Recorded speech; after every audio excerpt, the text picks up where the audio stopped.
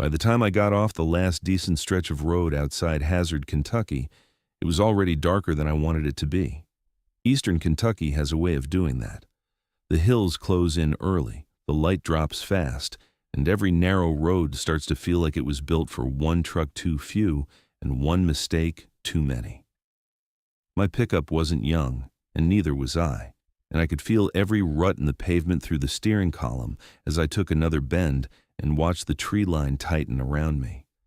The directions Graham Merritt had texted me were short enough to look careless. Turn off the county road, stay left at the split, keep going after the pavement gets worse. If you hit the chain link fence, you went too far. That kind of thing. It sounded simple until I was actually out there, climbing deeper into the hills with no signal, no lights except my own, and enough wet black trees leaning over the road to make the whole drive feel like it was narrowing by the minute. The place sat farther out than I expected. Not miles farther. Just far enough that a man running a real operation would have put it somewhere else if he had a choice. That was the first thing I thought when the road finally opened up, and I saw the fence, the gravel, and the low industrial lights ahead. Places like that don't end up in cuts between hills unless land is cheap, access is bad, or the kind of work being done there doesn't need much company. A weathered sign on the fence read, "Black Hollow Rotor Services," in white letters that had started peeling around the edges. Inside the gate was one main hangar with patched sheet metal on one wall, one small office box built off the side of it, a fuel shed sitting by itself under a security light, and a landing pad cut into the flat ground between two dark slopes. It didn't look like a proper civilian rotor site. It looked like a maintenance yard that had grown one problem at a time until somebody finally gave it a name. I shut the truck off and sat there for a second with both hands still on the wheel. I'd already scraped together half the repayment. That had taken nearly everything in my account and a few things I would have preferred not to sell. The other half was still sitting in front of me like a date circled on a calendar.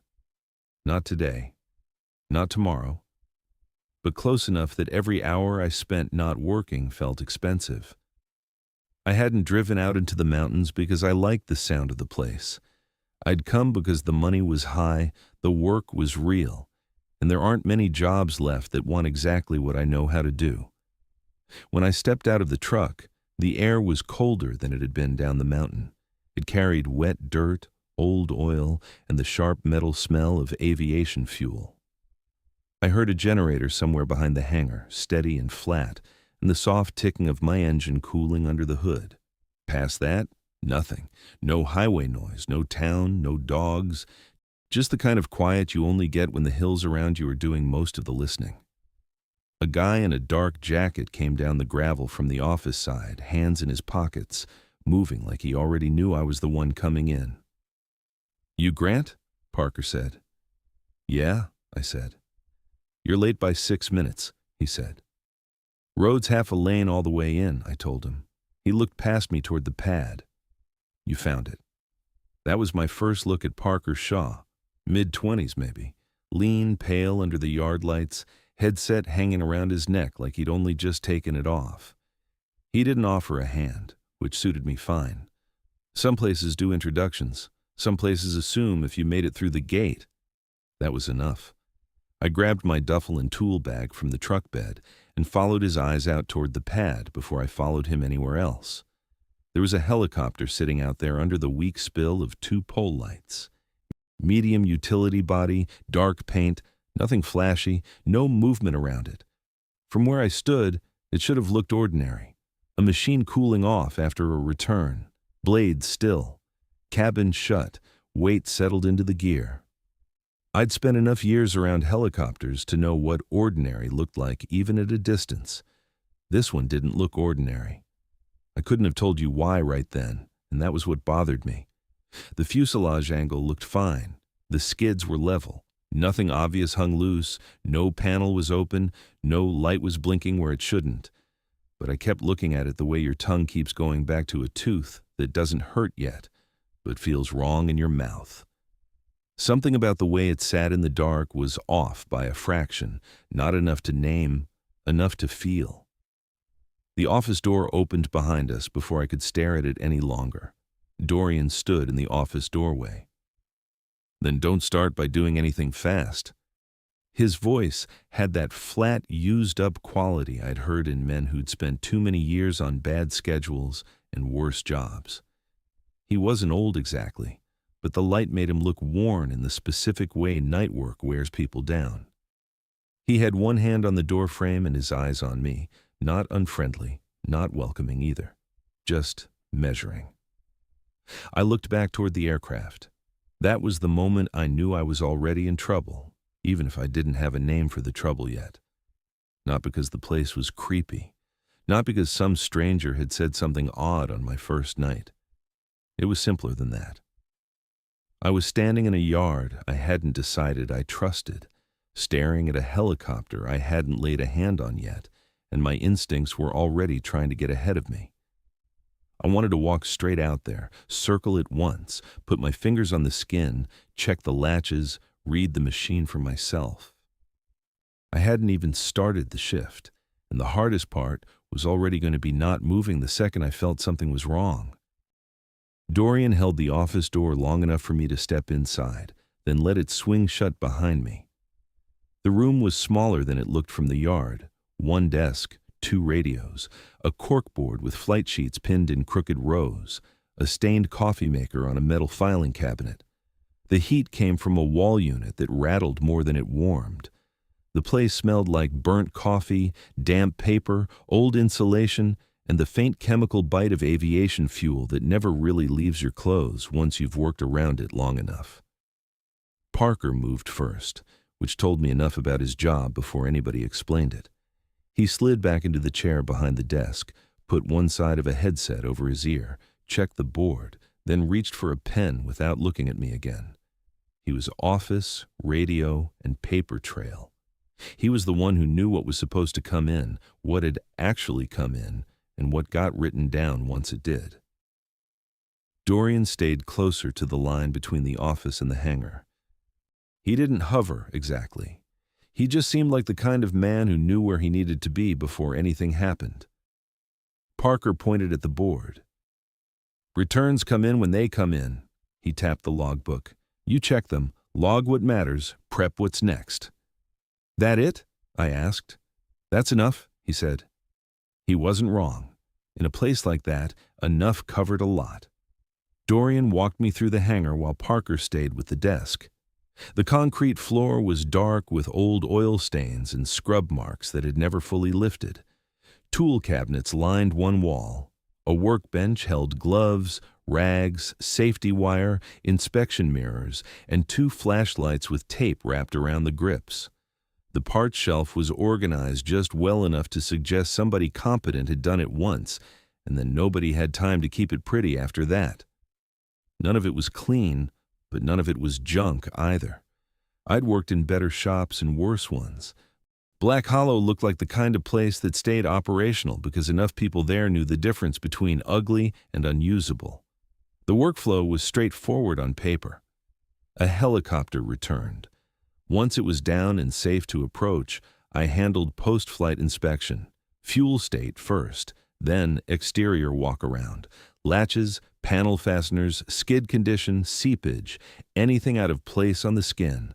Cabin next. Seatbelts, straps, loose gear, floor tracks, signs something had shifted in transit. Then the logbook. Compare what the aircraft told me against what the last entry claimed. If it was clean, I wrote what needed writing and got it ready for the next run. If it wasn't clean, I figured out how bad it was before anybody sent it back into the air. That part settled into me fast. Trade work will do that if it's the kind you actually know. A loose latch is a loose latch. Heat in the wrong section of skin means something whether your life is going well or not.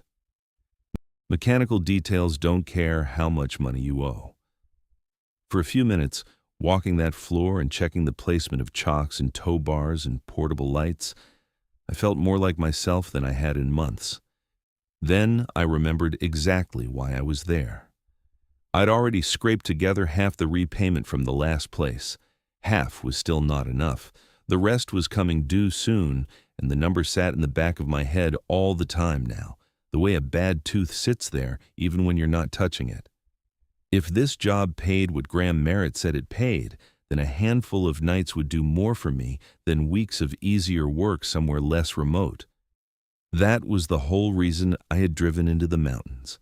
Not because I trusted the place, not because I liked the feel of it, because it was my trade, and it paid. Dorian showed me a lock-up cabinet near the tool wall. Spare straps, flashlights, markers, batteries, hardware. One drawer stuck on the rollers and needed a hard pull. Another had an old strip of tape on the front, faded, almost white. My hand went to it without thinking. Mechanics do that. We read a place through wear marks, labels, scratches, and what gets replaced versus what gets left alone. I pulled the drawer open and saw the name scratched faintly into the metal lip beneath the tray. I tapped the old name in the drawer. Lucas Fenner. Parker didn't look up. You got his box. Where is he now? I asked. He let that sit there. Not here. There wasn't any smart tone in it. That was what made it stick. Just a flat answer, like there wasn't another version worth giving. I found the name again a minute later on a half-peeled locker label. Fenner still showed in black block letters under a layer of grime. Then again in an old log entry tucked beneath a newer sheet on the desk, initials cramped beside a date from a few months back. Nothing dramatic, no note, no warning. Just proof that somebody else had done this job before me and stopped doing it without taking all of himself with him. By then I had a good enough read on the place to understand why it paid well. It was too far out, the work came at bad hours, and it clearly had trouble keeping people.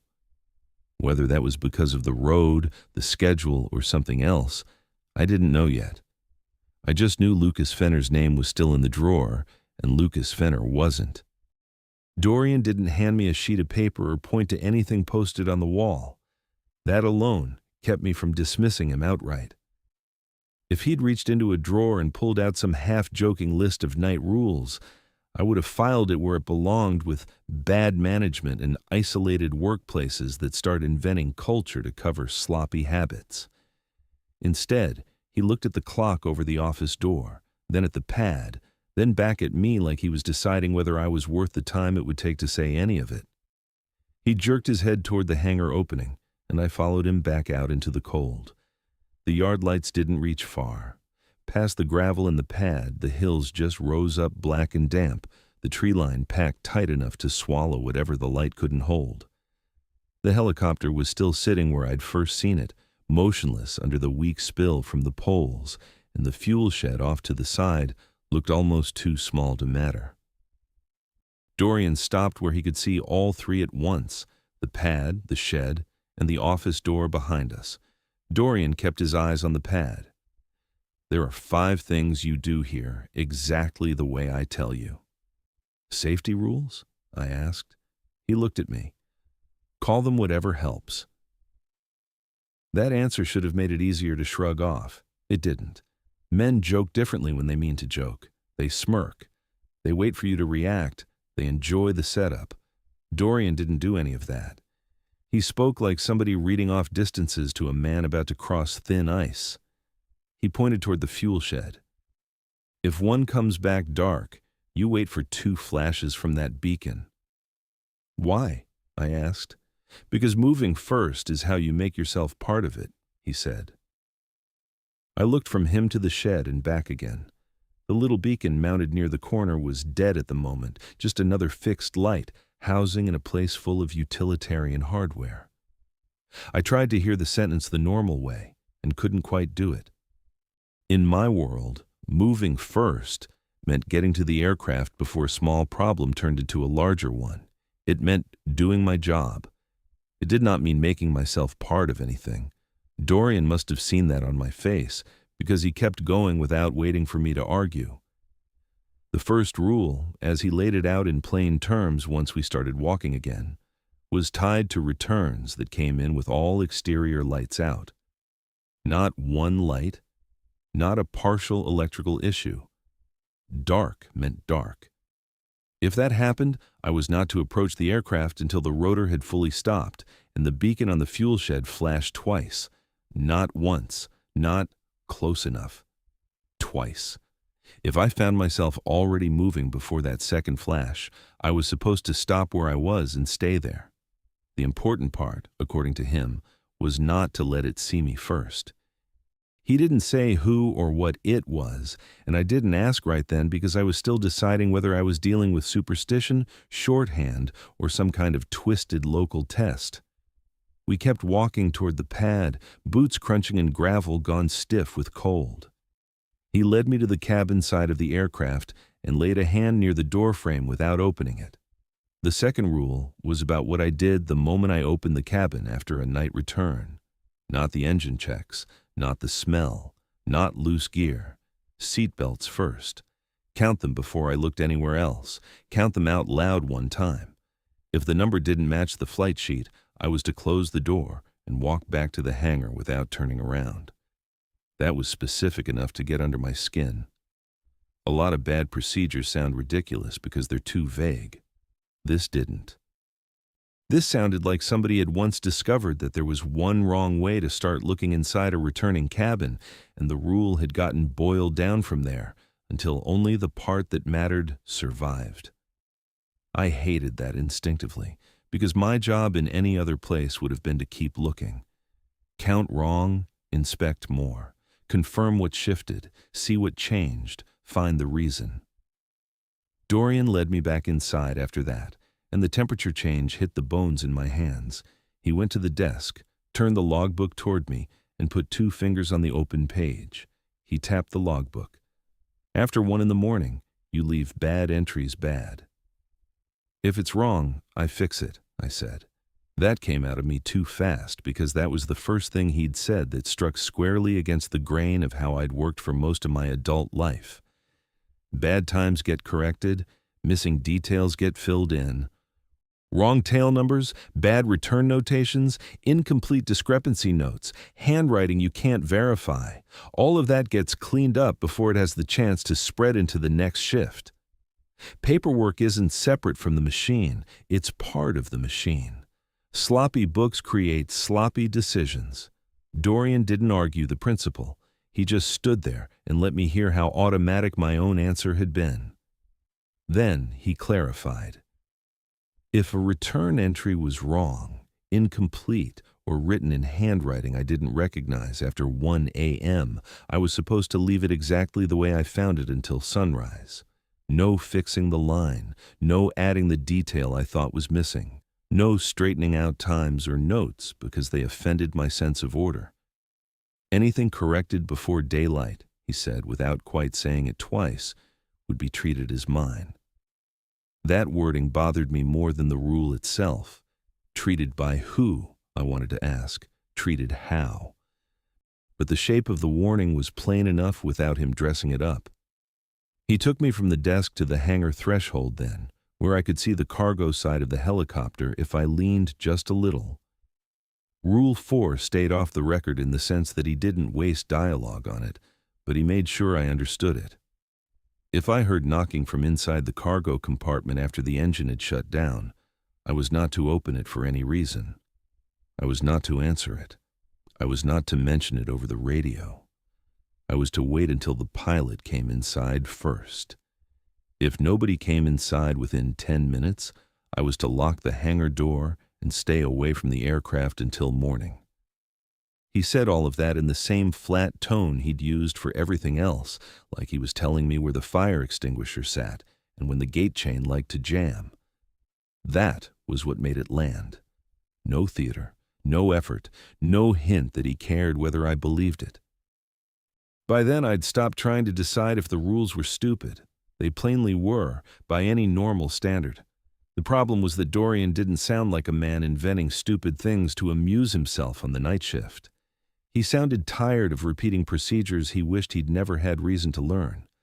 We went back out to the aircraft one more time. The metal had given up some of the daytime warmth already, and the skin of the fuselage felt colder than the air around it. Dorian set his palm against it with the calm familiarity of somebody showing me where to check for residual vibration after a return. He put a hand on the fuselage skin. If the vibration dies all the way under your palm, you leave the page blank. What happens if I sign? I asked. He left his hand there another second before taking it away. He didn't answer the question directly. He didn't need to. By then I understood the shape of the warning, even if I didn't understand the reason behind it. If a helicopter came back after 3 a.m., I was to feel the vibration through the skin before I signed anything. If the living tremor of the machine settled down to nothing under my hand before I pulled away, that aircraft did not get my name on it. No sign-off, no final line, no completing the return. I stood there in the cold with the dark pad at my back, the office light behind us, and the smell of fuel sitting low in the air. I didn't believe any of it the way Dorian seemed to expect me to. Not as a haunting, not as a curse, not as anything I could explain to another mechanic without sounding half gone myself. But I believed something else, and it was enough to keep me quiet.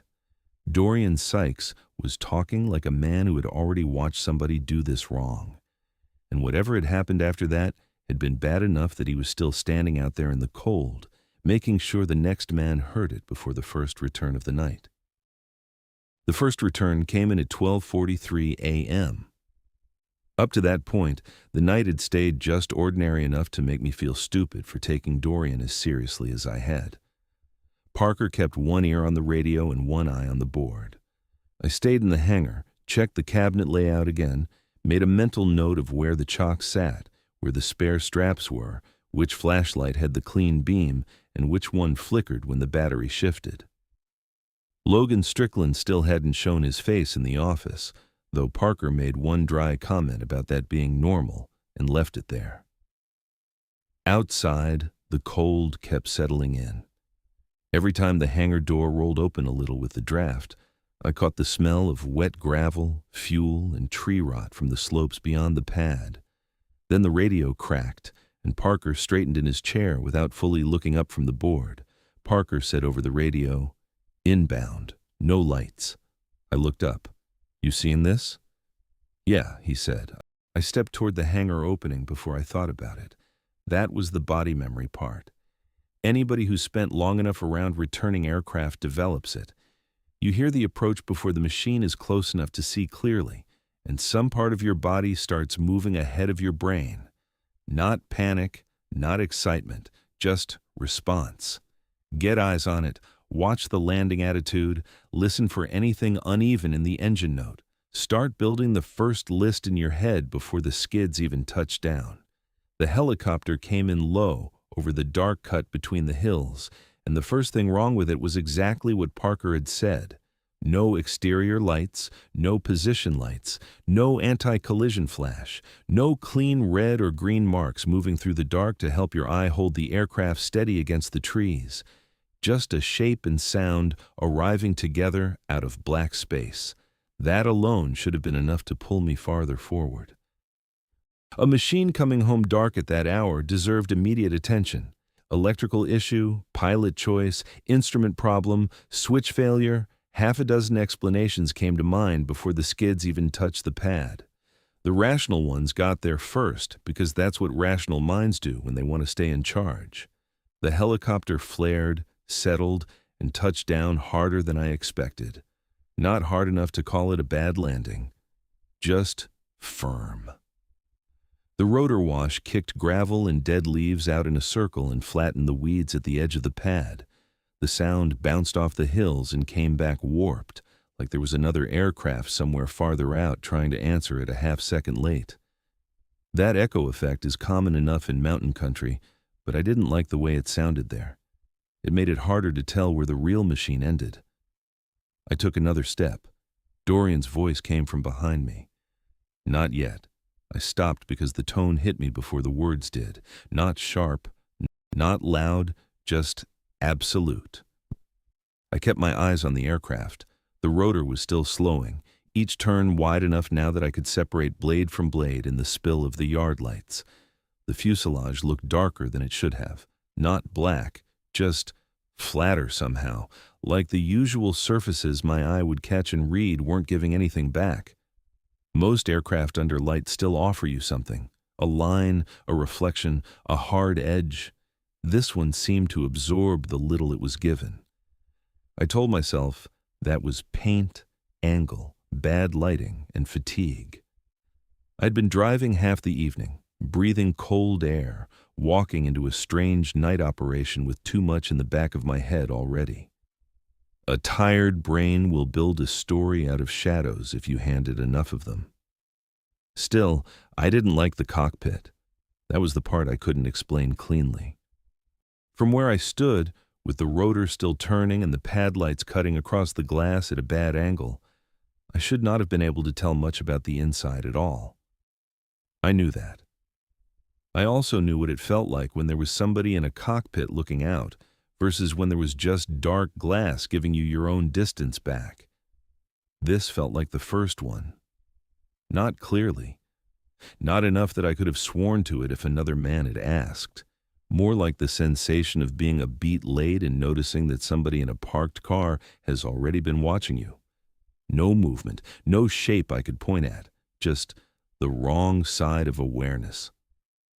I kept my shoulders square to the pad and waited for the fuel shed beacon. Nothing. The little housing stayed dark while the rotor made another lazy turn, then another.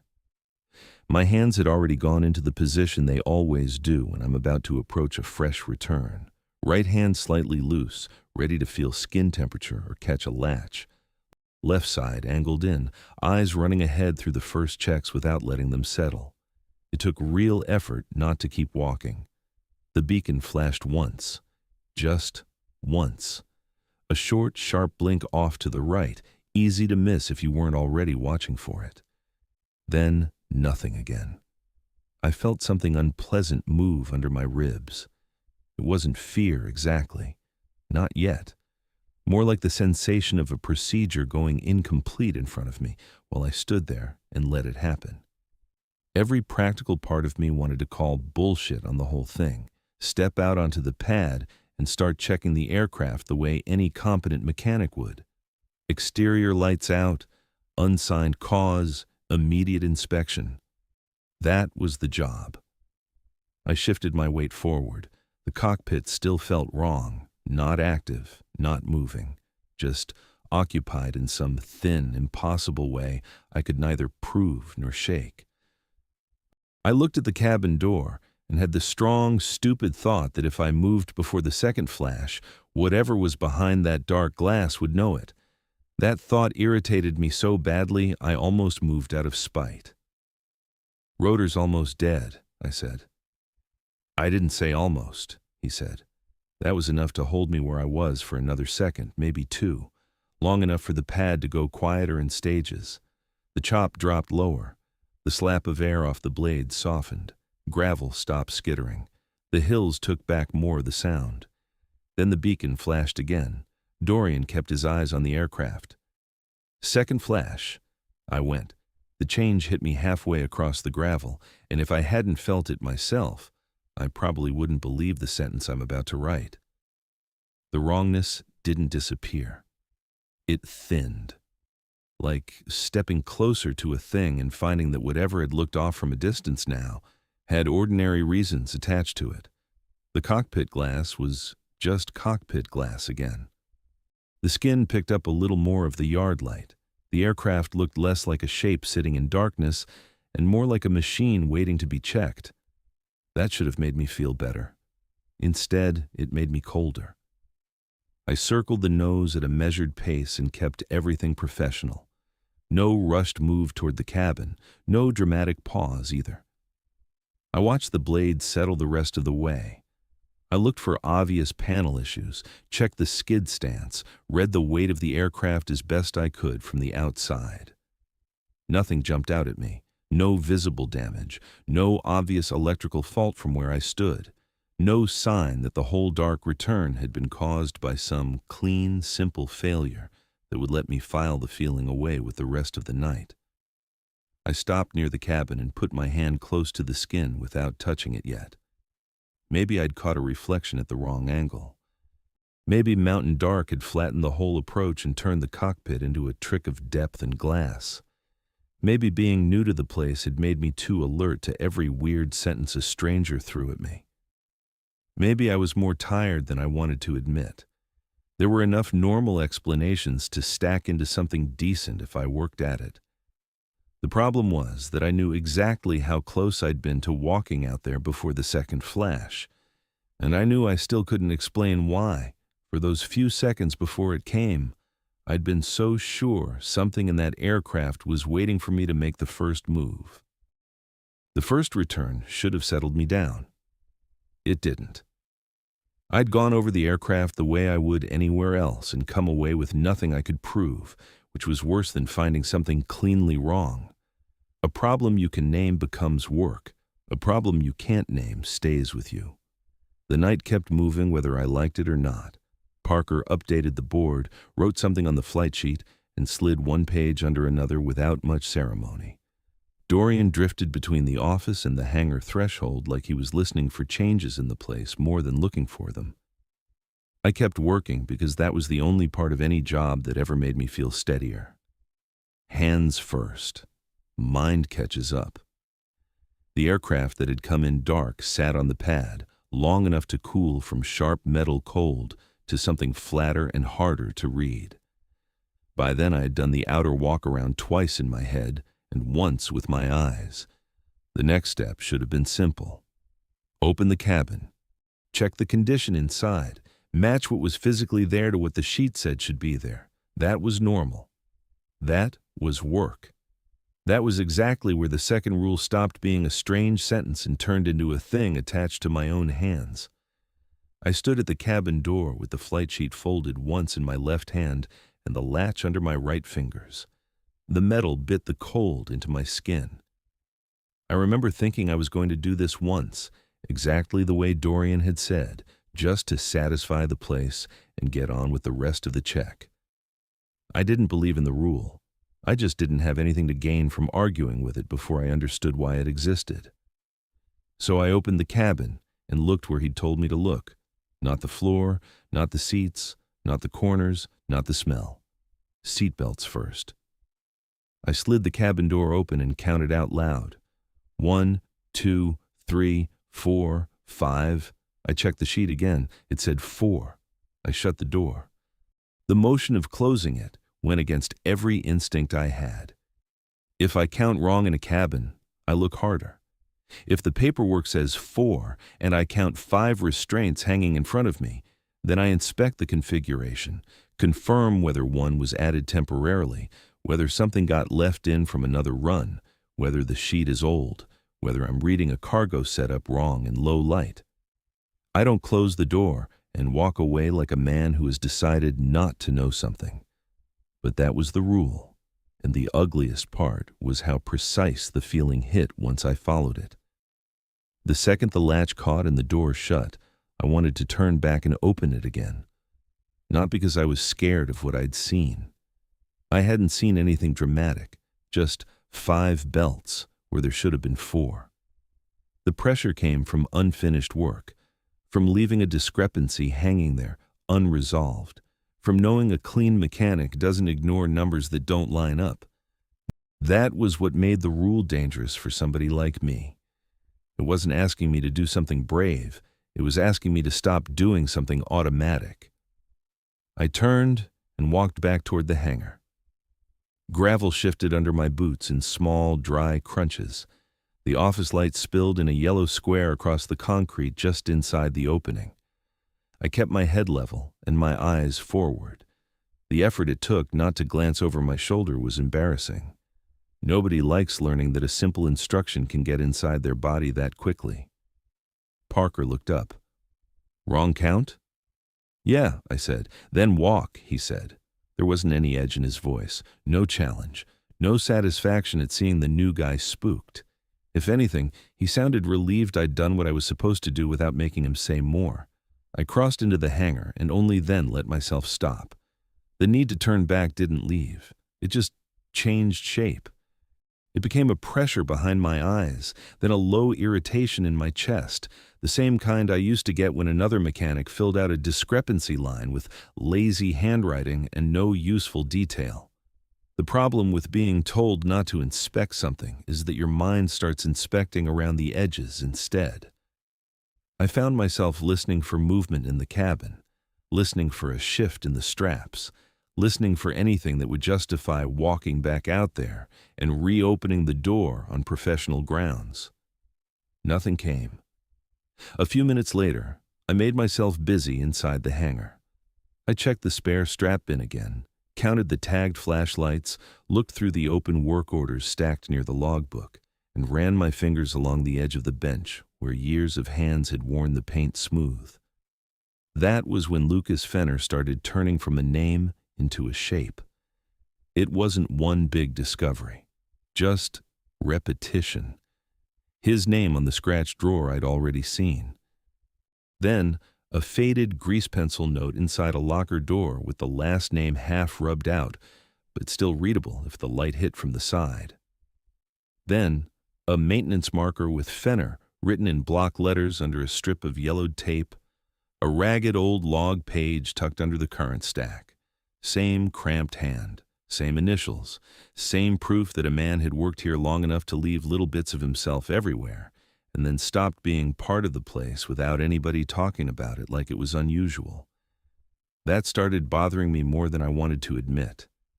A shop can carry old names for years. That by itself means nothing. Guys leave. Guys move. Guys quit ugly and never come back for the rest of their tools. I knew that. But most places don't go out of their way not to answer basic questions about the man who had your drawer last week or last month. Most places don't make "not here" sound like the full report. The next return didn't come in right away. Logan still hadn't shown his face in the office, and the night stretched a little, which somehow made the whole place feel tighter. After 1 a.m., Parker changed out one sheet on the board for another. Dorian said nothing. I drifted back to the desk and looked down at the logbook, because that was where my eyes kept going whenever I had too much time to think. The newer entries were leaner than I liked, too lean. Return times, short notes, nothing extra. Then, one line lower on the page, I found an entry that sat wrong the second I saw it. The handwriting didn't match Parker's. Didn't match anything I'd seen Dorian write either. The wording was clipped in a different way, like someone trying to imitate the habit of a place they didn't belong to. The kind of thing another mechanic notices because paperwork has rhythm the same way speech does. I stared at that line longer than I should have. The time was after 1 a.m. I knew that without looking at the clock again, which meant the rule attached itself to the page the moment I noticed the problem. Leave bad entries bad. Don't correct them. Don't straighten them out because they offend your sense of order. Just leave them there. That rule got under my skin worse than the others because it took something I respected and treated it like a trap. I picked up the book anyway and turned it a little under the desk lamp, trying to convince myself I was only reading, only checking, only comparing. The wrong entry sat there like a burr under my thumb, not enough to force action, enough to invite it. Later, I held up the logbook. Who wrote this? Parker glanced once, then looked back to the board without answering right away. That pause bothered me almost as much as the entry itself. Not because it was dramatic, because it was familiar. It was the pause people use when they've already decided there isn't any point giving you the answer you think you're asking for. He didn't say not to touch it. Dorian had already done that. He didn't tell me it was normal either, which might have helped. The page just stayed in my hands while the room went on sounding like a room. Radio hiss, pen scratch, the old wall unit rattling every few minutes as it fought the cold outside. Then I heard something from the cargo side of the aircraft. Not a real knock. Not enough for me to swear to it if somebody pinned me down. More like a light contact sound that arrived from outside the hangar at exactly the wrong moment and left me with the immediate, unreasonable certainty that the cargo compartment was not just closed, but waiting. That was the best word for it. Waiting. In the same way, The cabin had felt like it wanted me to keep looking after I'd counted the belts and shut the door. I stayed where I was, listening. Nothing followed. No second tap, no scrape, no obvious sound of shifting load. The yard beyond the hangar opening looked the same as it had all night. Cold pad, dark slopes, weak lights, still aircraft. But once the idea got into my head, I couldn't shake it. Not that there was something inside asking to be let out. I wasn't there yet. Just that the cargo door had become a point of pressure in the night, a thing my mind kept returning to because I'd been told not to. That was when the feeling changed. It wasn't fear yet. It was pressure. By then, I understood that the rules weren't trying to make me feel safe. They were making it harder for me to do the exact things a normal mechanic would do without even thinking. Open the door again. Recheck the discrepancy. Fix the bad entry. Inspect the compartment that feels wrong. Black Hollow wasn't asking me to be smarter than I normally was. It was asking me to leave certain things unfinished. And for a man like me, that was starting to feel less like procedure and more like a fight. Night 2 started before I was ready for it. I'd slept badly, and Black Hollow had already made itself at home in the part of my head that keeps track of unresolved things. The belt count from the first night had stayed with me. So had the dark return. So had the way Dorian had delivered the rules without sounding like a man who expected to be ignored. I came back for the same reason I'd come the first time. Money. And because some part of me still wanted the place to make ordinary sense on a second pass. The cold hit harder that night. The board had 3 returns marked in, all of them at hours I didn't like. Parker was already at the desk. Dorian was already somewhere between the office and hangar. I put my bag where I'd put it the night before and stepped back into the routine, because routine is how you keep your hands steadier than your mind. That helped for a while. Work, even rough work, has a way of narrowing the world if you let it. Check the cabinet. Lay out what you'll need. Make sure the lights you trust are where you expect them to be. Read the board. Note the weather. Watch the clock without looking like you're watching it. If you do enough of that, you can keep the parts of your mind you don't need from talking too loudly. The first return of the night didn't give me much. Nothing dramatic. Nothing I could hold up and say there, that's the reason this place feels wrong. The second one was the one that got into me. It came in just after 1 a.m., which was bad enough by Black Hollow standards to make me aware of the clock before I looked at anything else. Not a dark return this time. Lights normal. Approach rough but believable.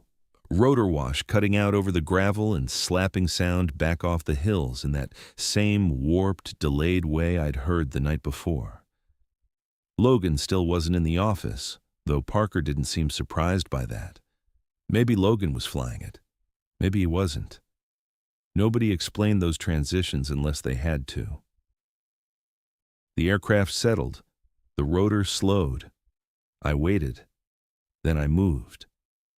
The exterior checks gave me the same kind of thin frustration I'd started recognizing in that place. No obvious problem. No easy win. A clean enough machine carrying 1 or 2 details that didn't line up with how settled I wanted the whole thing to feel. Not enough to call, enough to irritate. By the time I came back inside, the logbook was open on the desk. That happened in most operations. The page gets left ready for the line that matters next. But Black Hollow had started training me to see readiness and invitation as 2 different things, and I didn't like that. I leaned over the page under the desk lamp and saw the entry that did it. The return time was wrong. Not arguable wrong. Not scribbled handwriting, maybe I'm reading it wrong. Wrong.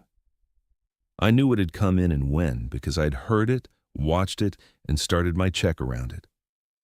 The time on the page was off enough that anybody using the book later would build the next assumption on a bad line. That kind of thing is exactly how small errors stop being small. Somebody signs under it. Somebody else reads it as fact. Then a bad hour becomes a bad history. I stared at the page. This return time is wrong. Dorian was across the room. Then let it be wrong. That's not how this works, I said. Here it is, he told me. That answer got under my skin faster than it should have, not because it was cryptic, because it was dismissive in exactly the place a man like me is least able to tolerate dismissal.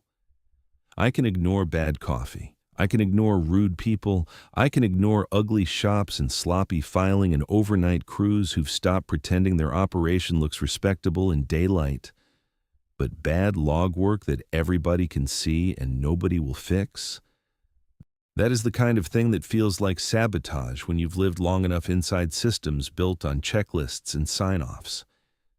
I told myself I was only looking closer. The pen was already there. The page was warm under the lamp. My eyes checked the time again, checked the return line, checked the previous entry, checked the gap. Everything in me said the same thing at once. Fix it now, and the page stops being a problem. That's the important part. I didn't do it because I was reckless. I did it because I was exactly the kind of mechanic Black Hollow should never have hired if it wanted obedience more than correction. I crossed out the wrong time with one clean line and wrote the correct one beside it. Small, neat, readable, no drama, no speech about it, just one corrected number where a wrong one had been. For a second, all I felt was relief. That's what corrections do when they're right. They settle the static. The page comes back into alignment. Your breathing drops without you noticing. The room gets simpler. I'd put the line back where it belonged. I'd made the book usable again. Then Dorian looked at the page from across the room and didn't say another word. That silence lasted longer than I liked. Parker kept working the radio. Somewhere in the hangar, metal shifted with the temperature change. I stood there with my hand still too close to the pen and had the unmistakable sense that I had just done something the room had been waiting on. I stepped back from the desk and told myself that was paranoia layered over fatigue. Nothing more. I'd corrected a log entry. That was all. The page was better now than it had been a minute ago. Better, cleaner, safer. That was not the act of a fool. It was the act of a working mechanic refusing to let a record go bad. 10 minutes later, something knocked from inside the cargo compartment. It wasn't loud. That was part of what made it worse. If something crashes or bangs in a compartment, you can call it shifted cargo, loose equipment, bad tie-downs, a latch under tension. This wasn't that. This was measured. Light. One contact, then another after a space just long enough to make sure the first one hadn't been accidental. Parker froze at the radio. "Did you hear that?" "Yeah," I said. For a half second, I was already reaching for the handheld on the desk. That was the natural move. Confirm with the pilot. Call it in. Identify whether there's unsecured load, live cargo, or some fool who rode in where he shouldn't have. My hand had almost closed around the radio before Dorian's voice hit the room. Dorian's voice cut across the room. "Put it down." I stopped with my fingers around the edge of the desk instead. No one moved toward the cargo side. No one called Logan. No one asked over the radio who or what was in the compartment. Parker sat perfectly still in the chair with his eyes on nothing I could see. Dorian watched me, not the pad, which somehow made it worse. It meant this wasn't about the sound anymore. It was about what I'd do because of it. The knocking didn't come again right away. The silence after it spread out and thinned the room. I could hear the low electrical hum in the office walls. I could hear the wall unit. I could hear my own jacket creak when I shifted my weight. Then another light contact came from outside. Not harder. Just patient. I looked at the clock. No pilot in the office. That mattered now because Dorian had already laid out the procedure. If there was knocking from cargo after shutdown, you did not open it. You did not answer it. You waited for the pilot to come inside first, and if nobody came inside within 10 minutes, you locked the hangar door and stayed away from the aircraft until morning. I didn't want the rule. I wanted a reason not to use it. The 10 minutes passed slower than the whole drive in. I kept expecting Logan Strickland to appear in the doorway or come across the pad from the dark with some practical explanation that would turn the entire thing back into work. Loose strap. Poor latch tension. Something settling after landing. A thing in a box shifting under a tie-down. Anything. No Logan. When the time ran out, Dorian nodded once toward the hangar opening, and I knew what came next without him spelling it out. I went with him because not going would have been its own kind of admission. We crossed to the hangar door, slid it shut, and I took the lock in my hand. Cold metal. Familiar motion. A normal act in the wrong sequence. That was Black Hollow in one sentence. The cargo side of the helicopter was out of sight once the door sealed, but the knowledge of it didn't go with it. Back inside the office, I looked down at the logbook again. The line I had corrected was still there. My writing was still my writing. But it didn't sit on the page the way it had 10 minutes earlier. The ink looked a shade darker, thicker at one end of the numerals, like it had settled deeper into the paper than the rest of the entry. There was a drag mark beside the corrected time that I knew I hadn't made. Not a big one. Not enough for anyone else to swear it meant something. But I knew how my own pen moved. I knew how my own corrections looked while they were fresh. And worse than that, the line no longer felt like a correction. It felt claimed. That is still the best word I have for it. Claimed. As if by straightening that entry, I had done more than improve the page. I had attached myself to it. I'd stepped into a line that had previously belonged to the place and made it answer to my hand.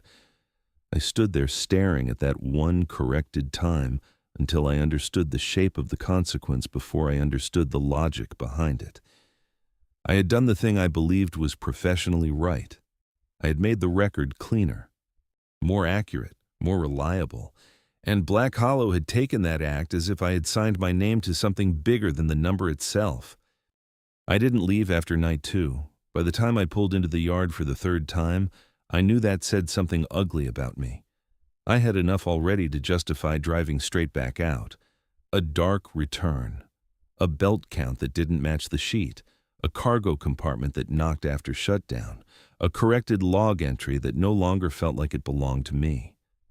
But I was there anyway. I walked into the office more tired than I wanted anybody to see. Parker was already at the desk.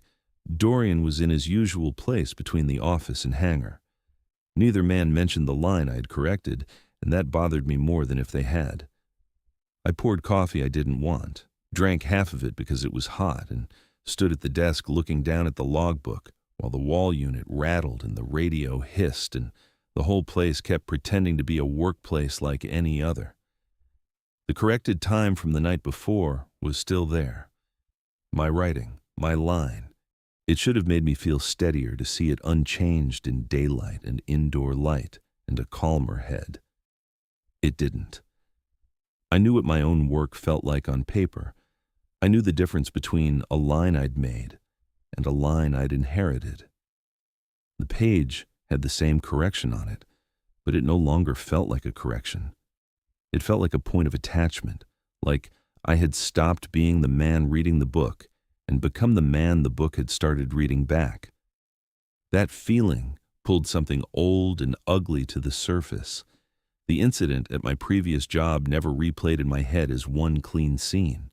It came back in pieces, a page on a clipboard, a wrong assumption that became a chain, a customer standing too still while somebody explained numbers, a supervisor saying my name in the slow, careful voice people use when they're trying not to place all of the blame in one sentence. The part that stayed with me wasn't the damage itself. It was the sign-off before it. The moment where the work had still looked finished from the angle I was standing at. The moment where my name had still meant I believed I understood what I was clearing. That was the private wound in me Black Hollow had started pressing on. It wasn't death I kept circling. It wasn't even getting trapped there. It was the thought of being the last clean name under a bad thing, the man whose line turned somebody else's mess into official truth. Once you've had that happen to you in one form, your whole working life changes around it. You stop trusting relief. You stop liking final lines. You start reading paperwork the way other people read weather. I stayed with that thought longer than I should have, then finally looked over at Dorian. I asked Dorian, "Lucas sign one off?"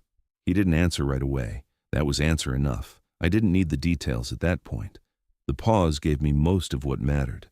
Lucas Fenner hadn't just worked there and left. He had crossed some line inside the place and stopped being recoverable in whatever ordinary way I wanted to imagine. The scratch in the drawer, the old label, the log entry, the way Parker had said "not here" like it covered all available facts. It all shifted a little once I asked the right question. Dorian looked toward the hangar instead of at me. That had become one of the things I paid attention to with him. When he looked at me, he was measuring whether I'd keep up. When he looked at the hangar, he was thinking about consequences. He thought he was fixing the page, Dorian said. "And?" I asked. He kept his eyes on the hangar. He made himself the last clean line on it. That sentence stayed in the room after he said it. Parker didn't look up. The radio kept breathing static. The coffee maker clicked once as it cooled. Nothing dramatic followed, and that made it land harder. Because I understood him. Not the full mechanics of it, not the rule underneath the rule, but the shape of it. Lucas had seen something wrong and tried to make it right. He had done exactly what a man with any pride in his work would do. He had stepped into disorder to bring it back under control, and in doing that, he had moved himself from observer to participant. That was when I stopped thinking of the rules as things designed to test fear. They weren't built for fearful men. Fearful men leave. Fearful men quit, lie, make excuses, or start driving before dawn and never answer the phone again. Black Hollow had survived long enough to build something more specific than that. It was built to catch men who stay with a problem too long. Men who can't leave a discrepancy hanging. Men who believe paperwork matters because paperwork does matter everywhere else. Men who'd rather make one more correction than go home knowing a line was wrong. Men like Lucas Fenner. Men like me. The comparison was ugly because it was precise. I could see him too easily in the scraps he'd left behind. The scratched name on the drawer. The initials in the book. The kind of mechanic who labels his tools, writes small, keeps his marks readable, fixes what he can reach. A man who probably spent one too many nights telling himself he was still in control as long as he kept the details straight. That was the real personal cost of the place. It didn't just threaten your body, it threatened your trade. It took the instincts you'd built to keep people safe and machines honest and turned them into a way inside you. I looked back down at the corrected entry and felt the same hard, familiar twist in my chest I'd felt at the old job when everything had started to go bad on paper before it ever went bad out in the world. I'd spent months trying to convince myself that the first incident had been a combination of bad timing, bad luck, and one wrong responsibility landing in the wrong hands. Black Hollow was forcing me to face a meaner version of the same idea. Maybe my worst weakness wasn't bad luck. Maybe it was the need to put my name near anything unfinished. By then I understood the worst thing about Black Hollow wasn't that a man might die there, or disappear there, or lose his nerve there. The worst thing was simpler and more intimate than that. The place wanted your hands, your habits, your corrections. It wanted the exact part of you that still believed a bad return could be made legitimate if the right man cleaned up the line. And once it had that, dying wasn't even the part that scared me most anymore. The worst possibility was staying alive long enough to become the man who made the wrong thing official. By the time the after 3 a.m. return was the only thing left on the board, a thin, cold mist had settled through the yard lights and across the gravel. It left the pad shining in patches without ever sounding properly wet and flattened the black slopes beyond the fence until they looked closer than they were. The whole place felt reduced to that one late line on the board and the time sitting behind it. I was already there. That was the part that mattered. The money had cleared from the first stretch of work exactly when they said it would. Another night, maybe one more after that if things held together, and I could kill the rest of the repayment clean. That was still the practical argument. But by then, I knew practical arguments weren't the only reason I kept coming back. Black Hollow had moved past being a bad job and become a problem, and problems are exactly what men like me stay with too long. Inside, the office looked the same as it always did: weak heat, burnt coffee, the board under Parker's hand, the logbook sitting where it could be seen even when nobody was touching it. The corrected entry from night 2 was still there. My line, my handwriting. My mistake, if that was the right word for it. I didn't look at it long. I didn't trust myself to. Parker's face looked worse than mine probably did. Washed out under the office light, a little too still around the mouth. Dorian was quiet in a way that felt more deliberate than usual. Nobody asked me whether I planned on staying through the night. Nobody needed to. I was there. That was answer enough. The board had one return marked late enough to sour the room all by itself. After 3 a.m. Nothing happened for a while. That was part of the pressure, too. A place like that teaches you that waiting can do more damage to your nerves than noise. Parker worked the radio. Dorian said almost nothing. I moved between the office and the hangar, doing the kind of small mechanical tasks that make a man look occupied while his mind keeps circling the real thing. I checked strap bins, wiped down a light lens, reorganized a tray that didn't need organizing. Every few minutes my eyes found the board or the logbook on their own. By 2:40 a.m., the whole place felt narrowed to the line that hadn't happened yet. I was standing in the hangar opening when the radio finally broke the silence. Parker didn't repeat the call out loud this time. He just listened, wrote something on the sheet, and kept his eyes on the pad. That was new. I looked at him, then at Dorian, then out into the mist and the weak yard lights. The return came in dark. Not partially dark. Not one failed light on approach. Fully dark. A shape and a sound moving through mountain mist with none of the normal markers that let your eye read it cleanly against the trees. I felt my body tense before I moved. That part had already happened once. I knew now exactly how much effort it took not to answer instinct with motion. The helicopter dropped through the cut between the hills and settled toward the pad with that same wrong flatness I'd seen on night 1. Rotor wash chased mist in low circles across the gravel. Sound slapped off the slopes and came back broken. No lights, no visible face in the cockpit. Just a machine arriving out of darkness the way bad thoughts arrive in the middle of the night, already inside the room before you know you've let them in. This time I watched the fuel shed beacon before I watched anything else. First flash, then the pause. And in that pause, with the aircraft on the ground, and the blade still turning down, and the dark glass facing me from across the pad, all the earlier pieces started lining up in my head, whether I wanted them to or not. The dark return. The second beacon flash. The seatbelts I'd counted, and the sheet that had said otherwise. The entry written in a hand I didn't recognize, after 1 a.m. The soft, deliberate knock from the cargo compartment after shutdown. The way the corrected line had stopped feeling like a correction and started feeling like a claim. And underneath all of it, the rule Dorian had attached to the fuselage after 3 a.m., like the metal itself, would tell you whether the machine had finished being only a machine. It hit me so hard, I said it before I'd really decided to. I said, "These rules aren't about safety." Dorian looked at the aircraft on the pad. "No." "Then what are they for?" I asked. He took a second before answering. "To keep a return from becoming a receipt." "Receipt," I repeated. "You sign, you tell it where to stay," he said. He didn't elaborate. He didn't need to. By then the sentence had enough shape on its own to pull the whole place into a different light. A return was not the same thing as an arrival. That was the distinction Black Hollow had been built around.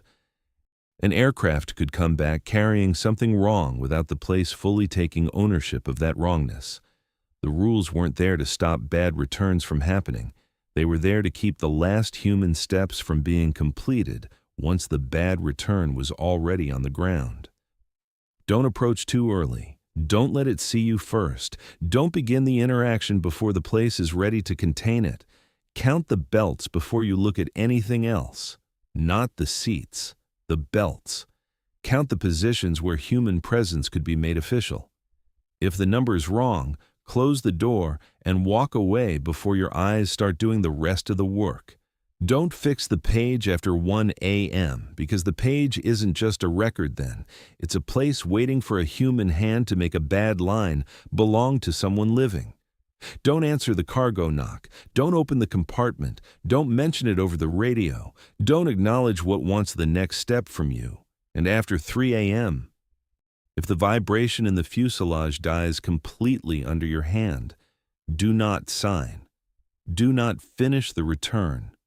Do not convert the thing on the pad from unresolved to received. It still wasn't a clean supernatural explanation. I couldn't have diagrammed it for another mechanic and expected him to nod along. But I didn't need that anymore. I only needed enough logic for the rules to stop sounding arbitrary. They weren't arbitrary. They were procedural. That was the part that made my stomach go cold. Black Hollow hadn't invented a belief system. It had built a set of survival procedures around repeated contact with the same type of problem. Not a haunting in the storybook sense, not a random curse, a pattern, a known bad return condition with human steps that either kept it unattached or gave it a place to settle. The second beacon flash came. I stayed where I was. Nobody moved right away.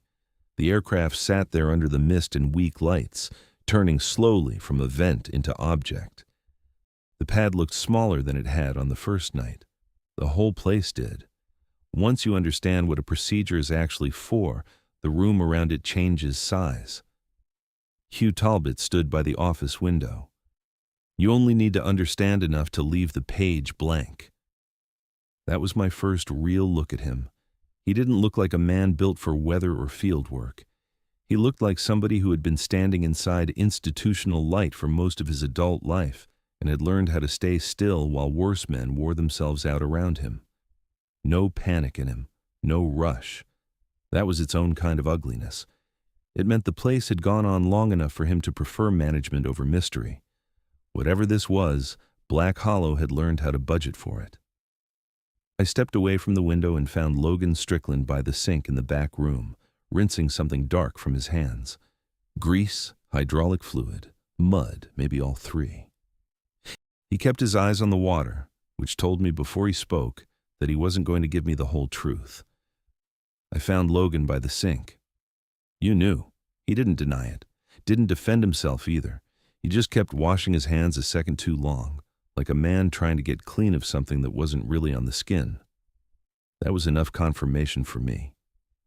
Logan knew the shape of the problem, or enough of it to survive around it. He knew when not to ask questions, when not to open things, when not to come inside too fast, when to let the rules do the work that explanations couldn't. But he didn't know all of it. I could see that too. This wasn't a circle of initiates. It was a line of exhausted professionals, each carrying only the piece of knowledge required to keep the place functioning one more night. And suddenly, Lucas Fenner made terrible sense. He hadn't been the fool who blundered into an obvious trap. He had been the wrong kind of competent, the same kind as me. A man who believed mistakes on a page could be corrected back into order. A man who thought accurate paperwork and complete inspection were always safer than leaving a line open. A man who had treated the wrong return like a mechanical problem instead of an incomplete transaction. That was when every earlier moment changed meaning. The dark return hadn't been a spooky arrival. It had been an unresolved one. The belt mismatch hadn't been a random discrepancy. It had been a warning that the cabin could not be treated as stable human space. The wrong handwriting in the logbook hadn't just been suspicious. It had been bait for the kind of man who can't leave a bad record uncorrected. The cargo knock hadn't been asking for rescue. It had been asking for acknowledgement, and the vibration under the skin after 3 a.m. was not a mechanical after effect alone. It was the last physical sign that the return had not yet fully settled into this place. If it died completely and I still signed, then the unresolved thing on the pad would finally have what it needed. A page, a line, a name, a receipt. By then the yard outside had gone so quiet between rotor sounds and radio hiss that even the wall unit seemed too loud. I stood there with cold hands and tired eyes, and the whole system laid out in front of me, ugly but coherent. Everything at Black Hollow had been built around one principle. It did not survive by stopping the wrong thing from coming back. It survived by making sure nobody ever fully received it. The final return came in at 3:17 a.m. By then, the mist had thinned enough to leave the pad shining under the yard lights, but not enough to make the hills feel any farther back. Everything beyond the fence still looked pressed close and listening. The radio hissed once. Parker wrote the incoming mark on the sheet, and the page on the desk was already open before the aircraft touched down. My line was there, waiting under the last entry, clean and empty, with the pen set beside it like the room had arranged itself hours ago for one decision. The helicopter came in dark, not just low lights, not partial failure. Dark the way the first one had been dark, except this time all the other signs came with it. The fuel shed beacon gave its first hard flash and paused. The rotor wash shoved damp grit across the gravel and sent the sound slapping back off the hills in broken pieces. The cabin glass stayed flat and unreadable until I made myself stop looking at it too long. Somewhere under the landing noise there was the shape of another sound I couldn't isolate, something too regular to be random and too soft to call mechanical with any confidence. No one had to tell me to wait. I waited. The second flash came, and the rotor slowed. The aircraft settled into the pad with that same wrong stillness I had seen on the first night, only now I understood why the stillness mattered. A machine can be parked, cooled, powered down, inspected, and signed off. This was not that. This was a return balanced on the edge of being received. I moved when I had to, and not before. That was all the courage there was in it. The cargo side sat in shadow. The cabin side caught a little more light.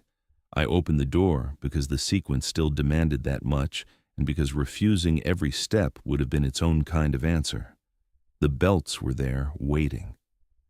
I counted under my breath this time, but I counted them. 5. The sheet on the desk behind me said 4. I shut the door and left it shut. The pressure to reopen it hit immediately, stronger than it had the first time. Not panic, not curiosity, professional refusal, a whole lifetime of instinct leaning forward inside me saying, you don't leave a mismatch sitting there. You inspect, you confirm, you fix the record. You don't walk away from something that can still be made coherent. Then the cargo compartment knocked, not loud, just precise. One measured contact from inside a closed section of the aircraft after shutdown, followed by another with enough delay between them to make the first one deliberate. That was worse than any banging would have been. Bangs can be cargo shift, a tie-down settling, bad load balance. This sounded like timing. I turned toward the hangar instead of the aircraft. Dorian stood back by the hangar door. Do not make it yours. Then help me stop it, I said. He kept his eyes on the aircraft. I am. That was all there was to it. He wasn't saving me or solving it. He was refusing the last step with me. From the office, the radio came alive again, with the sound of Parker shifting too fast in his chair. Even through the static, I could hear how thin his voice had gone. Parker's voice came thin over the radio. Grant? I'm here, I said. I never saw Logan come inside. Maybe he stayed out on the far side of the pad. Maybe he never came down from the aircraft at all. By then it didn't matter. The procedure had narrowed to one thing only, and the whole place knew it. I went back to the fuselage. The skin was cold under the mist and colder where the night had been sitting on it longer than the lights. I put my palm flat against the metal and felt what every mechanic feels on a return if he's done enough of them. Residual vibration. The living after tremor of a machine that was running a moment ago and is still finishing the truth of that in its own body. Usually, it fades in a way your hand reads without effort. It trails off. It thins. It lingers in one section longer than another. It tells you something. This one did all of that at first. The vibration ran shallow under my hand, light but present, enough to tell me the aircraft was still in the ordinary part of becoming still. I kept my palm there, and my breathing even, and tried not to think ahead to the page on the desk. I could feel the exact moment my own instinct started pleading its case. If the tremor stayed, you could still sign, some part of me wanted to say. If it stayed, the return was still incomplete in the right way. If it stayed, the line could still be clean. Then it thinned further. That alone did not scare me. Machines settle. Metal loses song. Warm systems stop talking. But I felt something else at the same time, not in the skin under my hand, in myself. The unmistakable sense that the room behind me, the desk, the page, the pen, the men waiting in the office light, and the dark aircraft under my hand had all narrowed to the same point. The place wasn't asking whether I understood it anymore. It was asking whether I would finish the work. The tremor went smaller still. Then it stopped. Completely. It didn't fade into uncertainty. It stopped. 1 second there was a living trace under my palm, and the next there was nothing but wet cold metal and my own pulse in the heel of my hand. That was the moment Rule 5 stopped being a sentence Dorian had said and became the most solid fact in the yard. If I signed that page, I would not be making a record. I would be completing an acceptance. I took my hand off the fuselage and walked back into the office. The page was open. My line waited exactly where it had been waiting. The corrected entry from the night before sat above it in my own handwriting, a reminder of how close I had already come to giving the place what it wanted. The pen was lying at a slight angle, close enough that I wouldn't have needed to reach for it so much as finish a movement already begun. I left it there. Hugh Talbot watched from the office window. "You walk out now, you don't come back." He didn't say it like a threat. That would have been easier. He said it like policy, like a man noting a condition on a contract that had finally become clear. I looked at the page one last time, then at the blank line under it, and understood that not signing was the only clean act left to me. So I walked out. No fight, no sprint, no big last look over my shoulder. I took my bag, crossed the yard, got in my truck, and drove back down the mountain before the sky had made up its mind about morning. Nobody followed me. Nobody called to stop me. The road was still half a lane too narrow, the trees still pressed in, and the light still came late between the hills. The money from Black Hollow was enough. That's the ugly truth of it. It covered the rest of the repayment from the old job and kept that part of my life from getting any worse than it already had. On paper, that should make the whole thing sound worth it. It doesn't. I never went back. I never called Graham Merritt to ask what he knew or didn't know. I never looked for Lucas Fenner anywhere that a sane man could search. And I never signed final return clearance on another helicopter in my life. I still work around machines when I have to, small engine jobs, ground equipment, things with fewer ways to lie. And if I do end up near an aircraft, I'll inspect what needs inspecting. I'll note what needs noting. I'll tell another man what's wrong and where to look. But the last line belongs to somebody else now. Always. That is the scar Black Hollow left me with. Not a ghost story. Not a visible wound. Just a refusal built into my hand.